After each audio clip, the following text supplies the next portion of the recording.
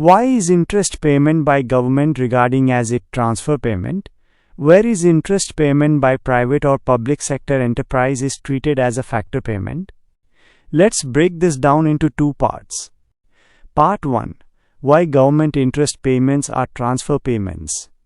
What is a transfer payment?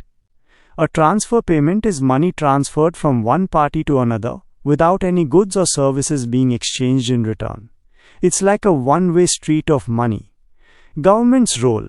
When the government pays interest on its debt, e.g. to people who bought government bonds, it's usually not getting a new, direct service or product from those people at that moment. The government borrowed money in the past to fund various activities like building roads, paying salaries, or social welfare programs. The interest payment is simply a repayment for that past borrowing, not for something newly produced right now. Impact on GDP. If we included government interest payments in GDP, gross domestic product, we'd be counting money that doesn't represent new production. GDP measures the value of newly produced goods and services. Since interest on government debt doesn't result from current production, it's excluded to avoid overstating the economy's output. It's a transfer of existing purchasing power. Think of it like this. If your parents give you pocket money, they're not getting a specific service from you in return at that exact moment. It's a transfer of money. Government interest payments are similar, a transfer from the government to its creditors. Part 2. Why private-public sector enterprise interest payments are factor payments. What is a factor payment?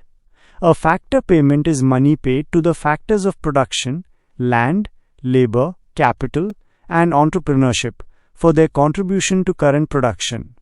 These are payments for creating value. Enterprise's role. When a private company, like a factory or a software firm, or a public sector enterprise, like a state-owned steel company, borrows money, they do it to invest in production. They use that borrowed money, capital, to buy machinery, build new facilities, fund research and development, expand operations, purchase raw materials, which eventually become part of production. Contribution to production. The interest they pay on that loan is seen as the cost of using capital to produce goods and services. It's the rent for using borrowed money, which is a vital input in their production process. Since this capital directly helps create new goods and services, the interest paid for it is considered a payment to a factor of production. Impact on GDP. These interest payments are part of the income generated from the production process and are therefore included in the calculation of GDP, specifically in the income approach to GDP. In a nutshell, government interest, paying for past borrowing, not for current production. Transfer. Enterprise interest, paying for capital used in current production. Factor.